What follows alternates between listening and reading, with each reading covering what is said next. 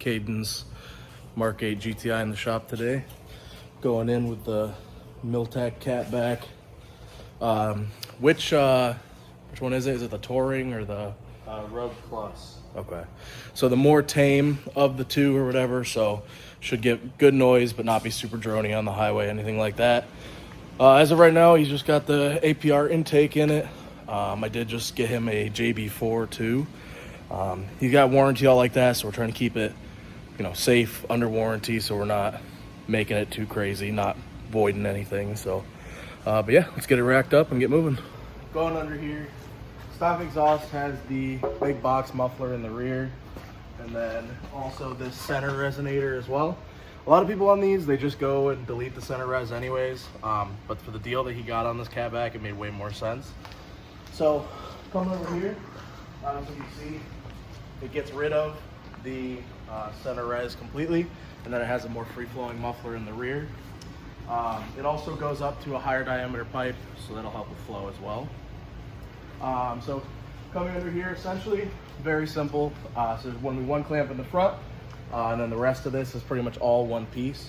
So all we have to do is drop this one brace here, this brace here, we can actually probably leave, and then this one clamp, pop it out of the hangers, and then drop it right down. So to start, what we're going to do is we're going to go to all of the points that we have to touch and just hit it with some penetrating oil. The biggest thing is going to be these hangers. We want to just soak them down, that way we don't have to fight them as hard when we're trying to get them out. Generally speaking, on this platform, you really can just pull the bolt out and then do it off the car. I have a hanger tool that's specifically designed to do this, so it makes it a little easier. But just like I said, any bolt, any hanger that we're going to touch, we're just going to hit with penetrating oil to make our lives a lot easier going down the road. So the first step of the process is going to be getting this front clamp off. You're going to need a 13mm socket and just a regular standard ratchet. I recommend just using kind of a long handle, especially if you're up in New York like we are. You get a lot of rust and whatnot that kind of causes an issue. And like I said, I already coated these in penetrating oil to make our life a little easier. And as you can hear, they crack loose a lot better when you do that. So you don't have to go all the way off. You just got to get it loose enough so that it'll slide. And yeah, as soon as you get that off, you can just slide this clamp right to the front, and then this section will start to drop down, and then we'll work on that bracket back there. The next step is going to be, we're going to take these 10 little plastic 10mm nuts, just loosen them up so we can drop this plastic shield down to get to the 13mm nuts underneath.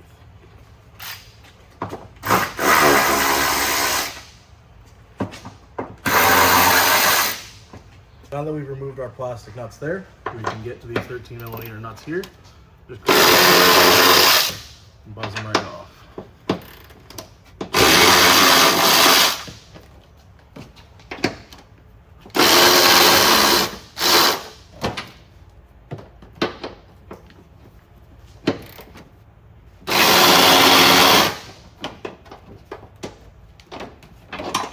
Just like that.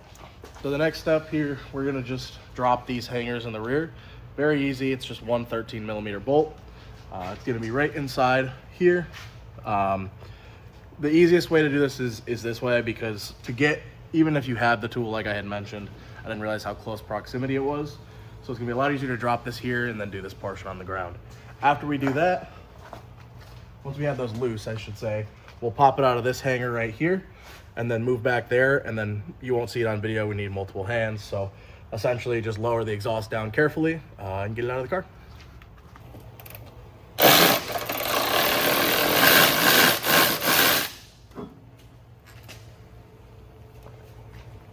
All right, well, that didn't go as perfectly as we planned. We did get the exhaust out.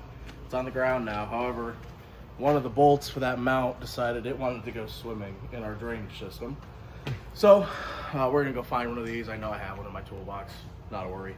But like I had said before, the reason we sprayed these before is so that we could get them off easier now that they're on the ground. So it's much more free than it would have been. Use your exhaust hanger tool and just try to get in there as best you can. These Volkswagen ones are kind of a pain because they have this double lip here, so you kind of have to force it back in there before it'll actually work for you. And sometimes you kind of just have to hit it at an angle. So to make it a little easier, after we fought those off of there, so that we're not trying to thread a bolt while holding the exhaust up and everything. I'm just gonna walk these up in most of the way. That way we're not kind of fighting through that all at once. We're gonna leave them a little loose. That way if we have to make any adjustment, we still can. But it'll keep it, it'll just make our life a little easier when we're trying to put it up in there. All right, so we're about to go back in with the Milltek system here. As we came out, we're gonna do the same thing going back in. We're gonna lubricate all of our hangers, make sure everything can go in as easily as possible. So you just have the 3, 1, 2, and 3. And then we won't worry about the center section. We'll put that in last before we go ahead and tighten everything up. We'll leave everything loose, get the center section fitted, try to fit the tips as close as we can, tighten everything up from front to back, and then make any adjustments to the tips that we have to at the end. We got the rear section in. So this side, the tip was already off to transport it, but this one's already on, so we shouldn't have to make too much for an adjustment there. It might tuck up a little bit more. Apart from that, that side should be good. So now we can move forward to the center section of the exhaust here. The Milltek unit uses slip fittings on both front and rear. So this side will adapt to stock exhaust diameter, this side to the 3-inch rear section. So should be pretty straightforward. We'll get that up in there and then try to get this thing started up. We got the center section in. Took some fighting, just being that this is a used system. Some of the slip tabs were a little bent in from being crushed by the clamps. So I had to bend those back, fight them a little bit. But now that we're here, essentially, we've got this pipe slipped over the stock down pipe just enough. Same thing here in the rear. So we're gonna go ahead and start clamping, like I had said before, from front all the way back to the rear. We got it all in. Used exhaust, so it doesn't look the prettiest, but give it a quick little shine on the tips and on the rear muffler section here. So yeah, we got the rear section all set. Tips lined up as best as we can. And then coming forward, we've got it all where it should be. The only thing I will say, if you guys do go with the Milltek system, as far as we can see, everything is perfectly lined up the way it's supposed to be. But there is a little bit of, it's very close clearance wise with this plastic shield. Realistically, there's nothing here. The shield isn't really protecting anything other than this gas tank heat shield. So we'll probably end up trimming that down the road. There are a couple things we have to button up that the previous owner didn't necessarily disclose about it. So one being this gasket, we'll probably pick up a new gasket for it. You can see they probably used a universal one. Presumably this exhaust was on a car that had like it was stage 2 with like crackle tunes, stuff like that. So very common to blow those gaskets out when you have pop tunes, stuff like that. So odds are that's probably why that got thrown in there. This one tailpipe here does have a broken stud in it. It's supposed to be a 13mm head. It snapped clear off, so we'll probably get a new clamp for that. The rust itself has kind of held it there, so we're not worried about it falling off or anything like that. But just so that we can lock it down and secure it, we'll probably go through that again.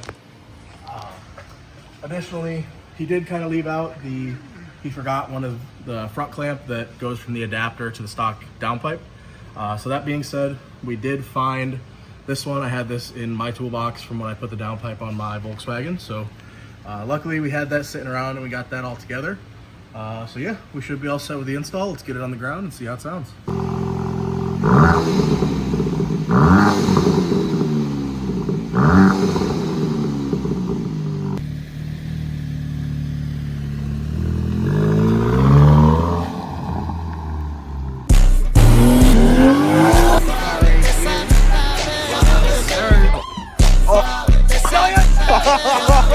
Bang.